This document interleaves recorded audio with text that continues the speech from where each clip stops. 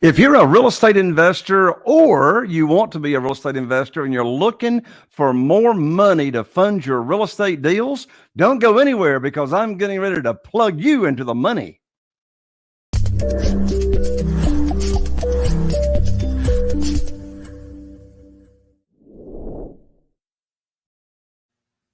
Well, hello and welcome to another episode of Real Estate Investing with Jay Conner.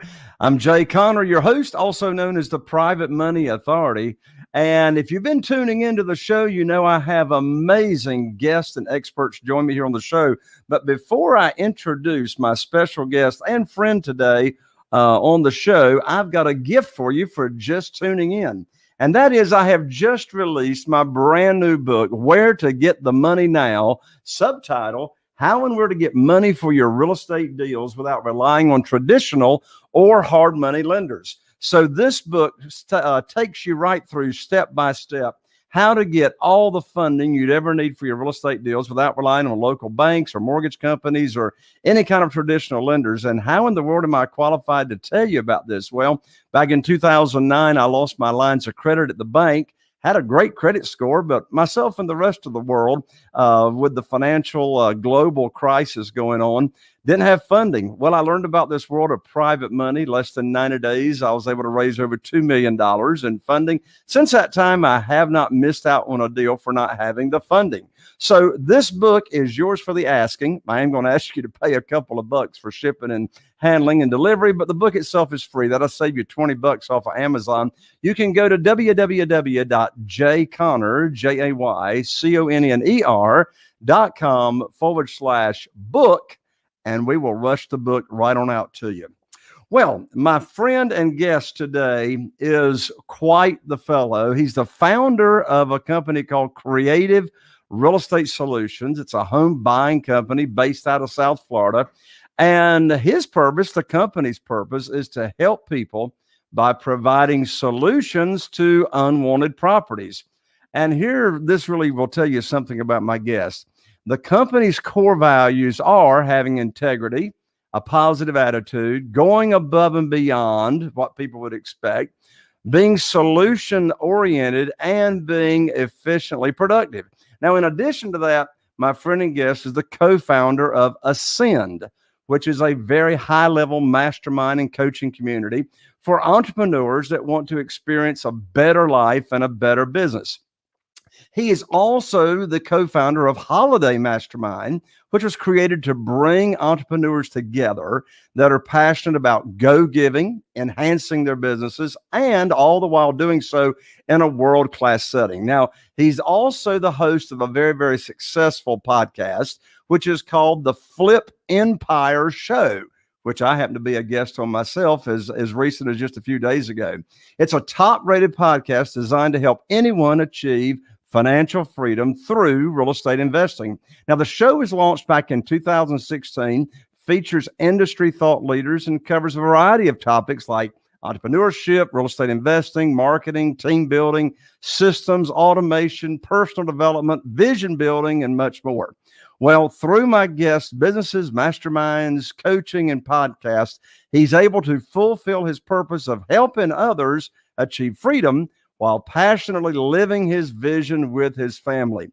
And with that, I'm so excited to bring on the show right now my dear friend, special guest, Mr. Alex Pardo. Hello, Alex, and welcome to the show.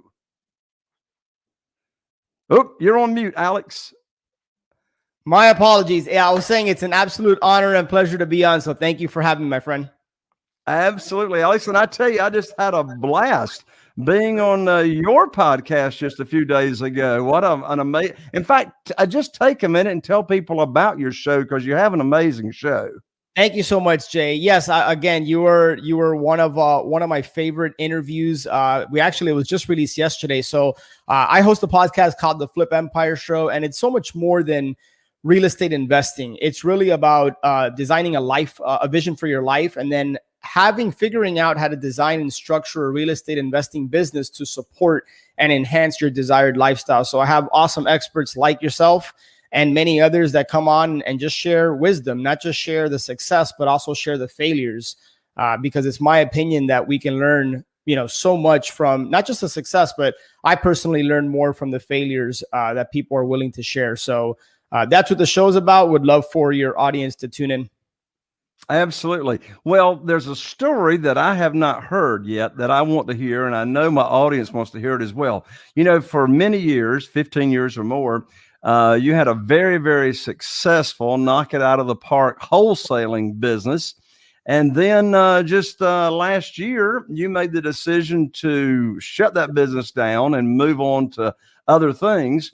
So I want to hear the story, as does the audience. What caused you to make that decision? Very, very successful business.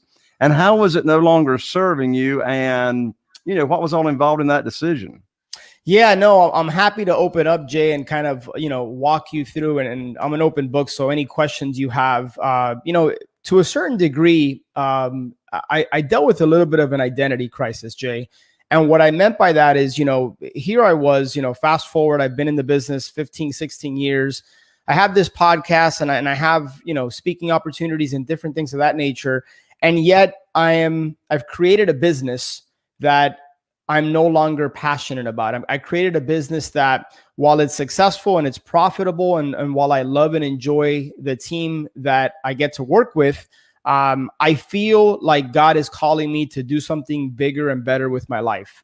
I don't know if you can relate to that, or if anybody listening has ever been, in that position. But beginning of 2019, my apologies, I was in Guatemala. I was in Guatemala on a missions trip. And it was half mastermind, half mission trip, something my friend and co-partner, Steve Kavanaugh, puts together every year. And I was so enlightened because I had the opportunity to serve and to be surrounded by the people of Guatemala who live in poverty and yet are so filled with gratitude and happiness and fulfillment and joy. And here I was, again, successful, but I felt like something had been missing.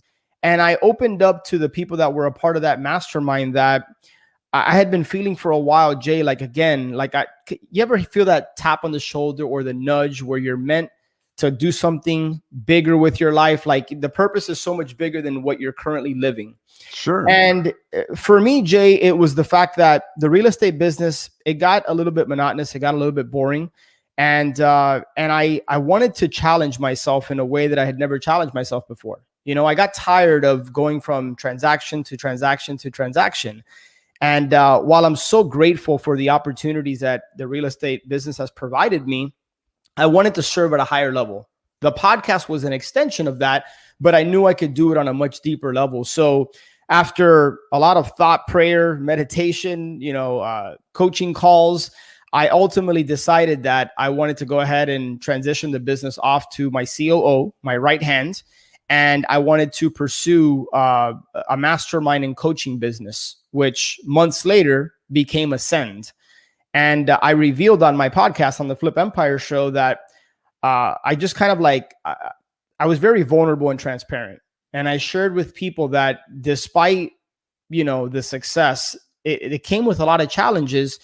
And I asked myself one important question. I asked myself, if I was doing what I am doing today, 12 months from now, would I be happy, or would I just be accepting what is? And the answer was, I wouldn't be happy. I would just do it because it was, and that's when I knew it was time to pivot. It was time to go in a little bit of a different direction. So to this day, I'm still an active real estate investor. I just no longer run a wholesaling operation. In fact, I'm going under contract on a self-storage facility as of today. I still have rental properties. I still do some, I'm still a part of joint venture deals. And obviously we have the coaching and mastermind business, but I am no longer actively pursuing growing and scaling a wholesaling operation. So how would you describe how you felt when you made that decision to make a change?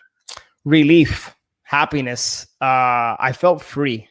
I had created a business that just no longer fit my vision. I'm big. One of the things I learned from Life and Air many, many years ago was that we should all be very intentional about the life we want to live. And one of the ways that we can accomplish that is by having a written vision for my life. And my business is designed to enhance that vision, like I said in the beginning of the show. And it no longer did that. It felt like I was just chasing deal after deal after deal. And it almost felt like it was kind of never enough. You and I talked about that on my podcast, right? Like you're so, I look up to you for so many reasons. And one of the things you've done in your business is it's not about growth and scale and bigger is better, but you're highly profitable with a couple transactions a month. And that fits your vision and it provides more than enough for you and your team. And for us, I had created this monster that I felt like I had to continually feed. And wholesaling, just honestly, it got kind of boring. I was more about having a business that provided ongoing cash flow month after month after month versus having to chase deals month after month after month. Yeah. So what is really giving you that sense of fulfillment now? Ascend, being able to coach high-level entrepreneurs, being able to pour into them. Honestly, it's something I would do for free. And I found myself doing for free for many years. And I never really wanted to turn it into a business because through the podcast, I'm fortunate, Jay, and I'm extremely grateful that people, you know this from speaking and from hosting a podcast, people will come to you and they want your opinion. They value your advice and your insight. And I found myself spending a lot of time on the phone with people, connecting with people, and I genuinely want to see people to succeed. I genuinely want to pour into people's life. And it got to the point, about a year and a half ago, where I genuinely started getting more satisfaction from people reaching out to me, telling me what a difference the podcasts make or what a difference a phone call made, that I got more joy out of that than closing the next $20,000, $30,000 deal. And people listening might think that's crazy. Like that's lunacy. How can you possibly get more joy and satisfaction out of, a compliment or somebody tell you, hey, my life is going in a much better direction than closing and making a lot of money. But that's the God's honest truth. And that's when I knew I had to make a shift. And one last thing I'll share before I kick it over to you, Jay, is I feel like God has put each and every one of us to fulfill and tap into our unique ability. We're all created special and unique, but your job is to figure out what is that unique ability? What is it that the talents, the gifts that God's given you? And if you don't go out and multiply that, it's like that parable. If you just bury it in the ground and you don't multiply it, you're doing yourself and others a disservice. So it sounds to me like that making an impact is much more important to you than getting a big check. 100%. Now, don't get me wrong. I'm an entrepreneur. I run and operate a business. Being profitable is important. And when you're profitable, you have more options. You can help more people. You can do more things. You can do the things you enjoy. But yes, I get more joy and fulfillment from helping people. And here's the cool thing. As a result, I find that money and opportunity just comes organically. Yeah. Well, and I can tell you, thank goodness, I learned the lesson years ago. I wish I had learned it earlier than I did. But over the course of my business career, every time that I got involved in some type of business or some type of opportunity, and the main reason I was in it, or the only reason I was in it, was for the money and the profit, I never succeeded. And so, in all my businesses that I'm involved in, like you, Alex, I have a much deeper reason that I am in the business. So, again, it's no doubt that we connect on these topics. Now, one thing you said a moment ago that you said is important, and you also help entrepreneurs with, and that is helping people figure out or establish and write down what their vision is, yes. Right? So, multi-part question here about vision creating. Why is it important to have a vision? And before you even answer that, define what you mean by vision. I mean, there's vision, there's goals, there's, but first define what you mean by vision. Yeah. And then how does someone go about figuring out what their vision is? Yeah, great question, Jay. People have the wrong idea. People think that a vision is goals. Hey, I want to accomplish this, and this. Those are goals. That's not a vision. For me, is think of your life as a blank canvas, and you're the artist, and you can create this image. You can create this masterpiece, so to speak, which is your life. If you could have it any way, how would you design your life? And for me, a vision, at least the way that I've done it, is on one sheet of paper, and it's broken down into 8 categories. We have spiritual, family, health, money, career, and so on and so on, right? Hobbies, fun, friends. So for me, it's broken down into 8 categories. And one of the first things that I do is I prioritize what's most important in my life. So spiritual and family is at the top. Health is also up there. And I kind of go down the line. So a vision is what you want your life to be about. A vision is, we only get, as cliche as it sounds, we only get one crack at this. It's unfortunate that sometimes it takes a tragedy. It takes somebody close to us passing away, or a celebrity, or it takes something happening for you to realize that we're mortal. Like we're here today and we can be gone in the next minute. And so one of the things I always ask myself when I wake up is, how am I going to squeeze the juice out of life today? Like, how am I going to live my vision, and how am I going to live to the fullest, understanding that, again, the next minute, the next day isn't promised. And so for me, a vision is how I want to live in those different categories within my life. If I could have it any way, without regards to money or time or any limiting beliefs, how would I live my life in those different areas? I prioritize it, and then I simply figure out what it is I truly want. And I'll always ask myself, what do I want? Why do I want it? And then I'll run it through one more filter. I'll ask myself, is this what I think I want based on what I see others doing on social media or otherwise? Or is this truly what I want, right? For whatever reason. And it's important that, to your point, Jay, that you understand what the reason is behind it. Because I think that reasons and the big why is what's going to push you through when the inevitable adversity comes, which we're all going to face. And so for me, I have a very specific, on one page, one sheet of paper, I have a vision for my life in those different areas: spiritual, family, health, and so on, right? And my goal is to live that vision every single day. Now, I falter, which is why I go back to it often.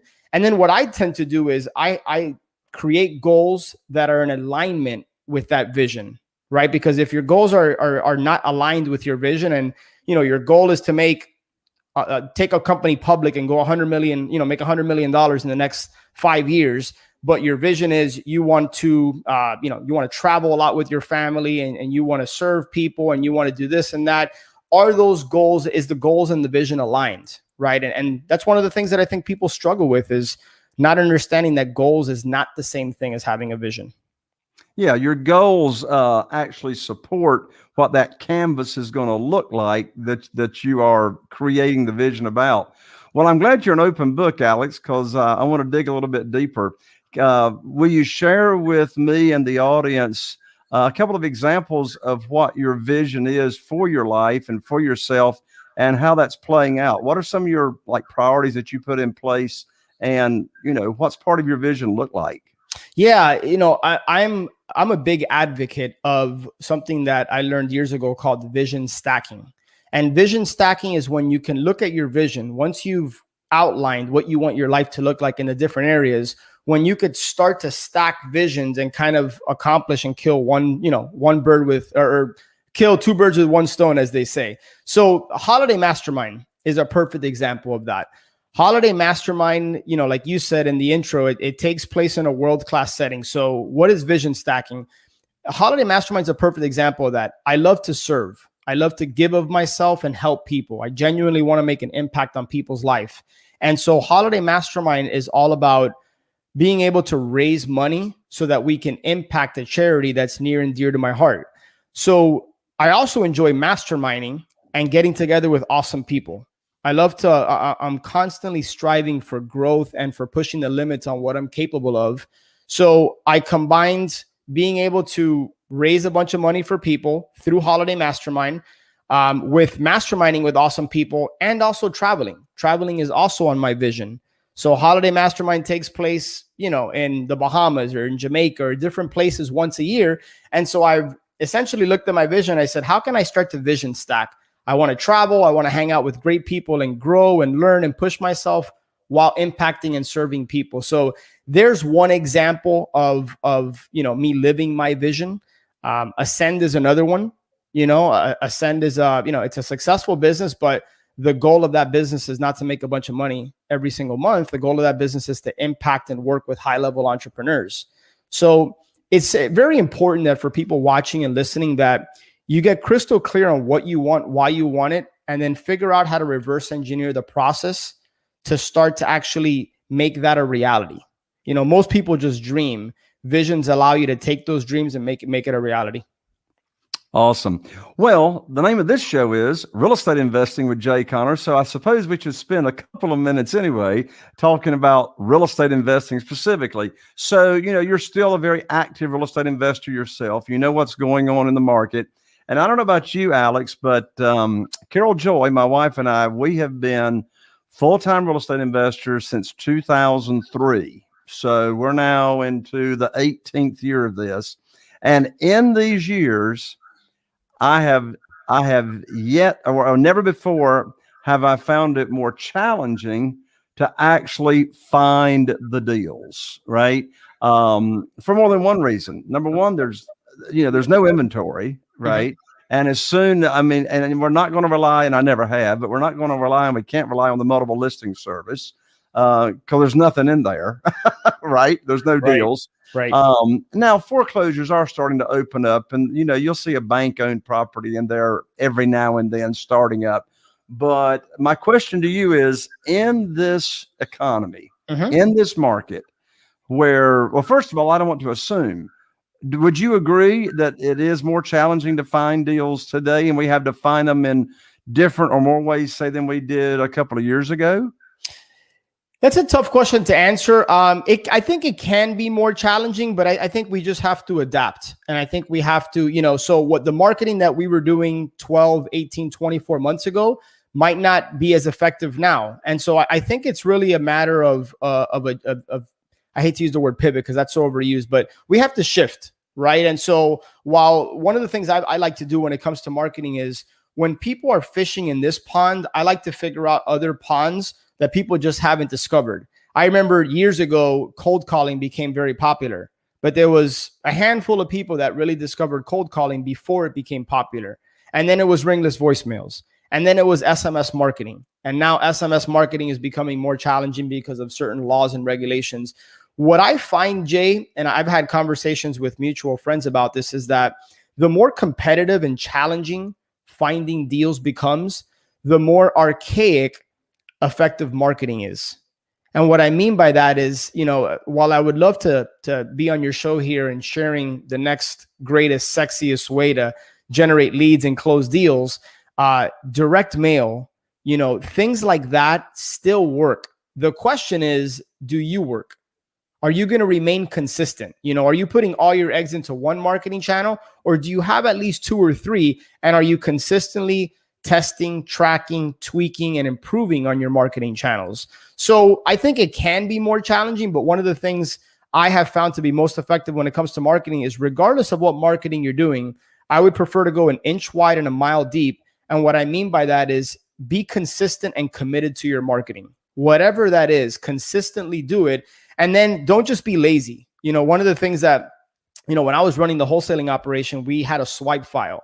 So when my acquisition manager would go meet with the seller, I would always see if they could collect the direct mail pieces. And 99.9% of the copy all said the same exact thing. We buy houses with cash as is. We pay your closing cost. And I like to separate ourselves. So when people are zigging, you want to zag. And so we attempted to make our direct mail pieces very personable. We didn't even allude to, hey, we can close quickly. Because guess what? What if they don't want to close quickly?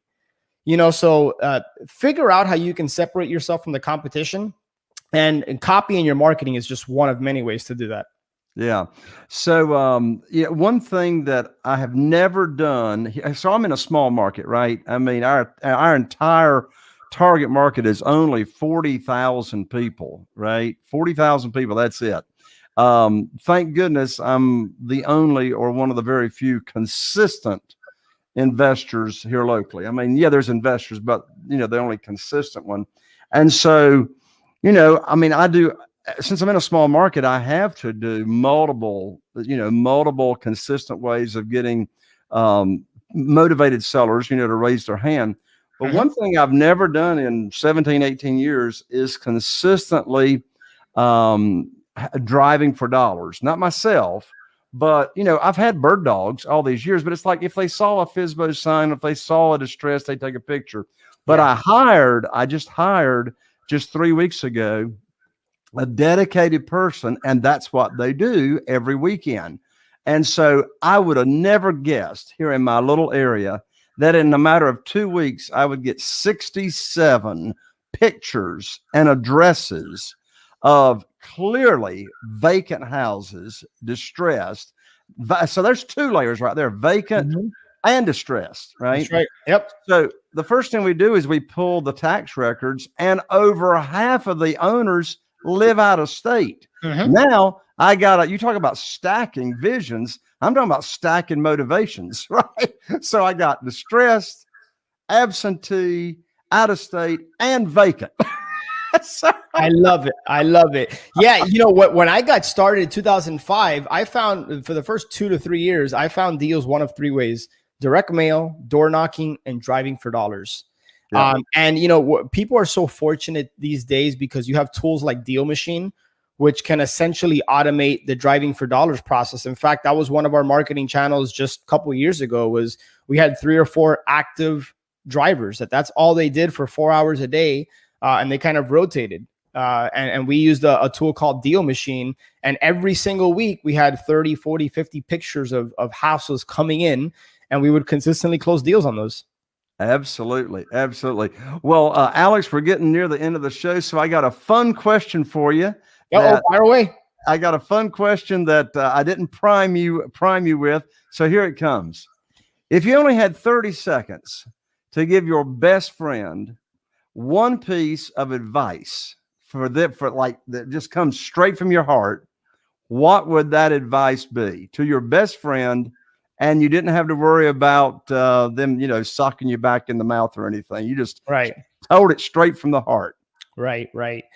Zig Ziglar, I think, said it best: when you help enough people get what they want, whatever you want is inevitable. And I'm paraphrasing. So what I would share with my best friend is invest in yourself.